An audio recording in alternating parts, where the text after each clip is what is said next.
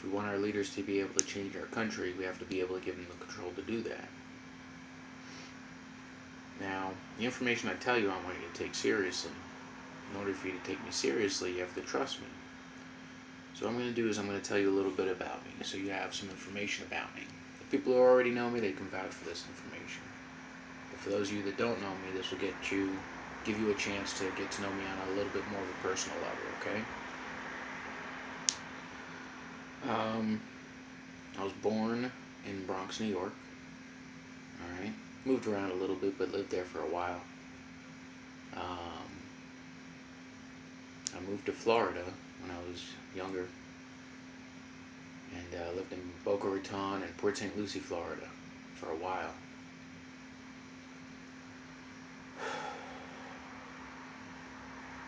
I have a lot of people that I care about, and because I care about them is why I'm doing this. It's not for self-interest; it's for future interest. I want you to know that I've worked in quite a few different types of businesses. I've worked for grocery chains. I've worked for a couple banks. I've worked in electronic retail, as well as a few other little minor things. But I could tell you the ins and outs of these businesses and how they hurt our people of our community, of our society.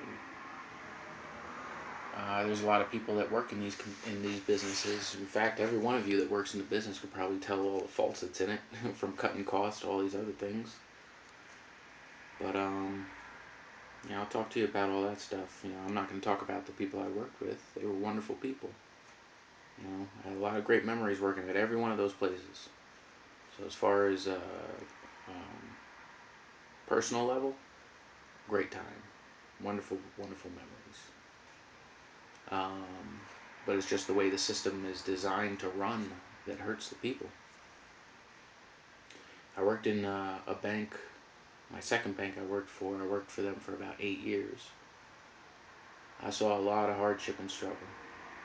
All right. I saw a lot of people that own their own businesses, happy one moment, a year or two later, shit goes bad, and times are really tough. Yeah, I've seen a lot of pain working in the bank. So that's why I want to help people. I've known a lot of people through friends and family that have gone through rough times. You know,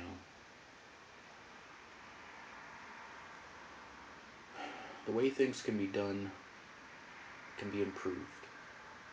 If you know they suck, then why are we still doing them? You know, they've told us we have to do it a certain way. There's a lot to it. I'll talk about that later. I'm going to give you information later, but for right now, I'm just going to be relating a little bit. Um,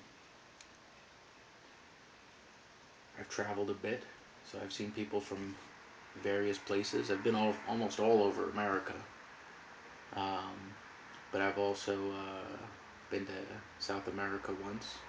That was really cool, and to a few islands. They were beautiful,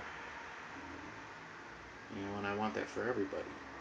You know, one of the places I went to was very, very poor. When I went to South America, I went to a poor country. You know, Guyana, South America. But you learn about the history of these places, and things are crazy for a while. That's what I'm saying. If you understand history, I know history is told to us in a certain way, but you have to understand there's other people out there that's trying to tell you information that they're not going to print in the books. um, it's going to change. And truths are going to come out. I'm going to start telling you about a lot of them as well, just because I've opened my eyes. As soon as you do that, everything else starts to make sense. But I worked for them. I worked for a bank for 8 years, and then something wonderful began to happen. I began to enter a journey, which eventually leads me to this point in time. I quit my job. I cashed in my retirement, and I was living off of it. My mom had moved in with me, with our dog, Smokey. And we had a great time. We had some more visitors along the way, and that was great too. But I was waking up to something. I was getting in touch with my spiritual energy, which I guess I kind of believed in, but I never really acknowledged it. And then ever since, it's just been one wake up after another. It's been great, and I'm going to teach you about that if you want to learn about it. But what was happening was I was working on a way. I have a son. I was thinking about his future. You know, I think we all want to be able to know that the environment where our children are is comfortable for us. You know, I lived in a pretty comfortable neighborhood, I think, or neighborhoods. But there's some people out there that don't. You know, it doesn't make sense. So, anyways, I thought about his future and started getting in touch with something higher. Um, in time, a couple months later, a symbol came to me, and it was a circle, and it had a rainbow inside of it. With that, I learned how to simplify just about anything so I could help you out. And that's why I want to teach you. It's a very easy way to learn how to simplify your life. You just have to learn how to use it. Um, I began posting projects on my website. It was very beautiful what I was posting on there. Um, I was sending out feeders on my website, code and stuff like that, because I figured that there would be people that would be looking into it. You know, I was trying to begin to learn color pattern and my symbol. For some reason, I had this feeling inside that somebody or some people would be looking for it. I just went with it. The first project I posted was called the Movie Wheel, and I used the circle in a unique way to divide categories of the movies by colors or genres, and then break them down by a lot of different things. But anyways, the reason why I was doing it was to teach people how to relate. You know, all these movies that we have out here, all these stories, even in the books, these stories are reflections of us, of our lifestyles. You know, it might not be a direct reflection of the life you're living, but maybe somebody somewhere is going through that. You know, I don't mind entertainment at all, but I like to keep it in entertainment. You know, so all the suffering and stuff like that, unless it's a wanted thing, let's fix it. Um, the second project was called the Learning Tree, and with that, I was going to help teach you to allow individuals to grow as they are. You know, not everybody can cut across the board and get the best grades. You know, allow each individual to adapt and grow in their own unique way.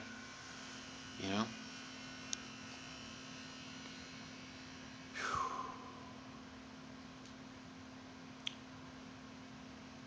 I had 7 projects that I was going to post on there.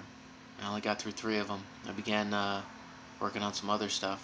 It was still helping out, but I was focusing less on that. But what happened was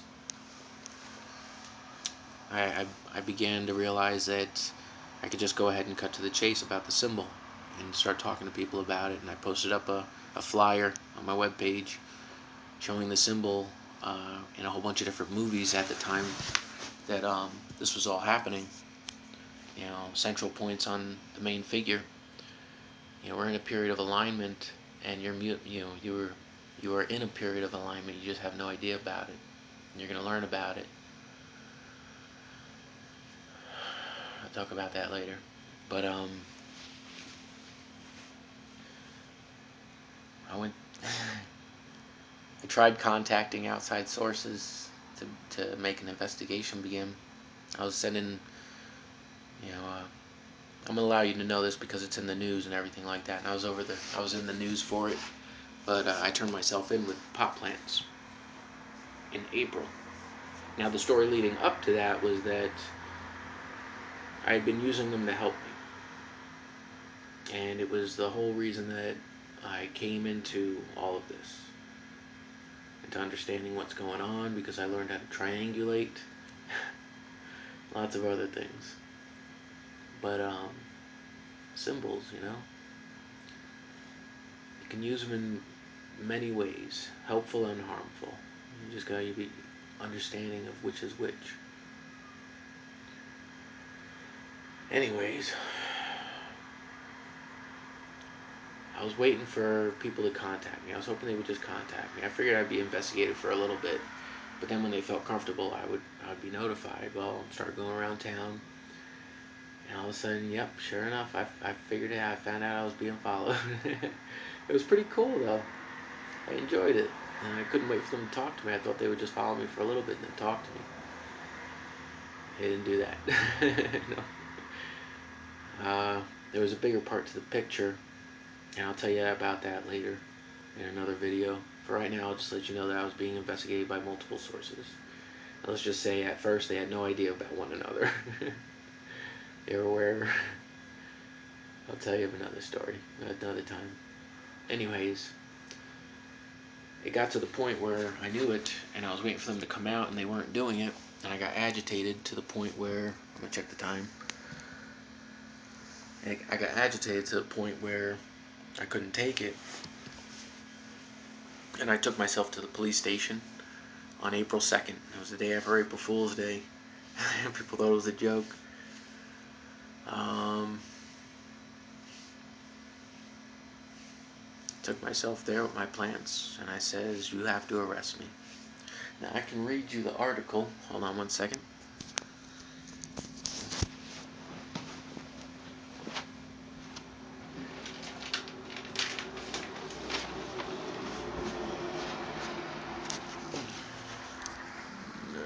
Right way. Okay. All right. Which one should I'll just show you them both. Okay. Here's the first one. All right. There's me. There's my plants and my paraphernalia. Michael Cabral. Says copyright, man. I think these are my pictures. But anyways, I'll go ahead and read this to you.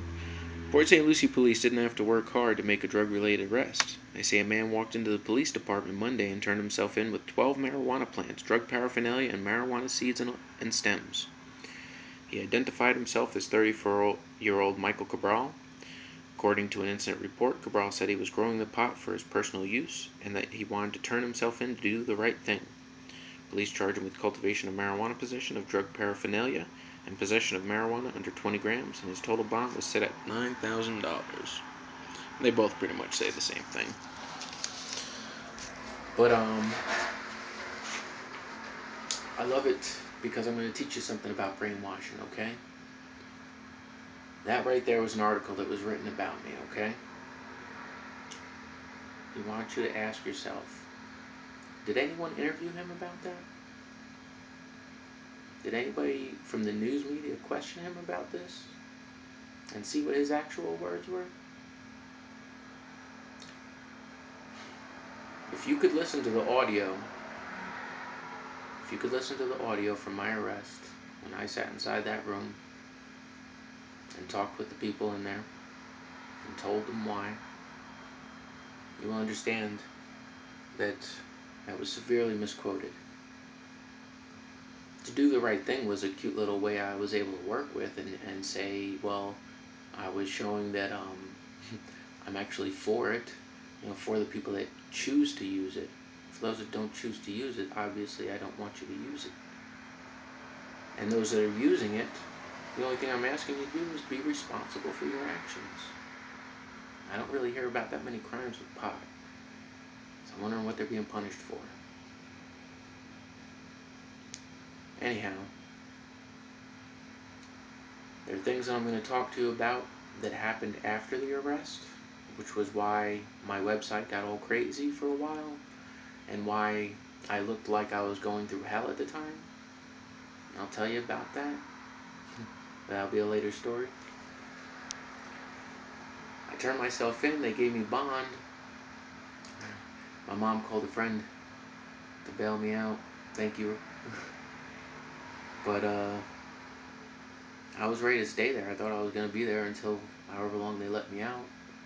I wound up getting bonded out that night, so I was only in there for not even a day. I told them not to allow anybody to bond me out. That didn't message didn't get through. But I was basically into the mindset, if you want to talk to me in here. The people that are investigating me. Anyways, I got bonded out. Go to my court date, and I get a year's probation. 1 year probation with 14 weeks of group therapy or sessions, and then 14 weeks of AA classes. I completed everything. You know, the people in them were great. You know, I'm not going to put anybody down. But things are really screwed up in our society.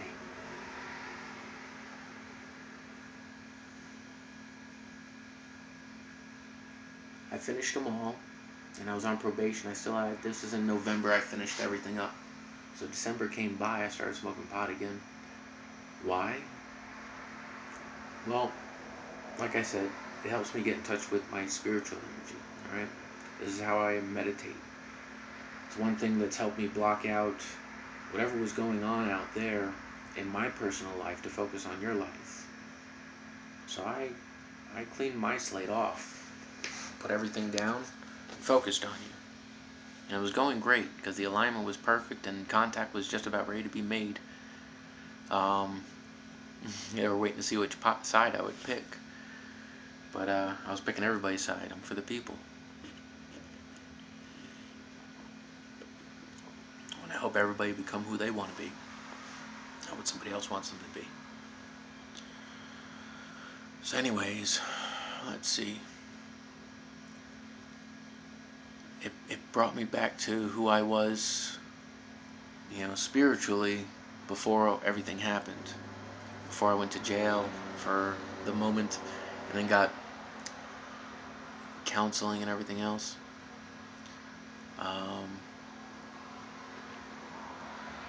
You would not believe what's been going on behind the scenes with all of this. And that's what I'll tell you about later. And the people that have known me, that have seen me in public, will probably be able to vouch for a lot of what I'm about to tell you in my next video. But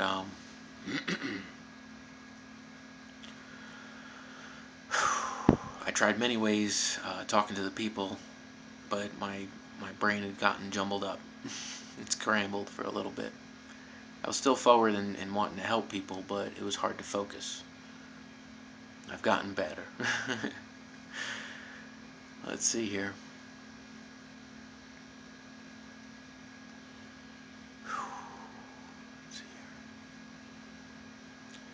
I knew that I still had probation, and my probation officer would come out once a month or so and check on me at nighttime, make sure I wasn't drinking or nothing, which I snuck. But I went ahead and you know, I would smoke the first week in December, and then I figured I'd wait the rest of it for it to wear off, and then go and be clean, and it worked. Well, it worked. You know, I'm sorry, that was November. So December I was clean. And I decided I'm going to jail. I gotta talk with the people inside there to find out what life is like. So I smoked all December, and January came, and I told my probation officer I'm not gonna be clean. And he asked how long is it gonna be? So I had to take my mom's stuff out to Colorado. So he said it'll be about a week before the warrant goes through. I said thank you. So I packed all my mom's stuff up and started driving it out, and I got stopped in Texas. I was about 6 or 7 hours away from getting to my destination. They busted me, pulled me over. And so they found out there was a warrant out, and they went ahead and pulled me in. I was over in Texas jail for like a week. And it was, the people in there were great. I had a good time hanging out with them. And You know, I could tell you the great things about one prison and then or one jail, and I could tell you the great things about another jail. So you can, I'll talk about that another time. You gotta look at it in this case. Make the best of a bad situation. They want you to be at war with one another. Not people directly involved with you, but behind the scenes, man, it's crazy. Or it was crazy anyway. It doesn't have to be that way anymore. Just think, you have your own mentality. Think about boot camp, all right? Nobody liked that either. I haven't been to it, but that's what I hear. Uh, but maybe they enjoy it because of the company. I don't know. I'm speaking for some, not for all. Anyhow, how much time we have? 23 minutes. Let's see. So I was there for a week, and then, oh my god, I gotta tell you about extradition. Holy shit. They put. Transportation really sucks right now.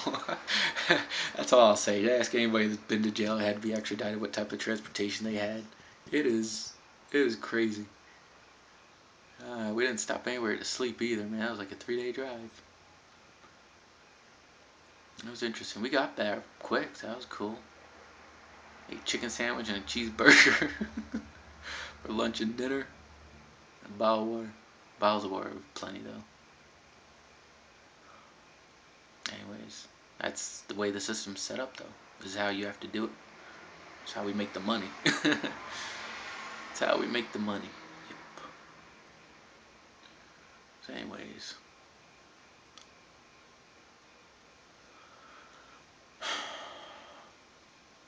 Came to Florida, and I won't say the road trip was awesome though. People in there, like I said, I had a great time with every group I was with, all throughout this.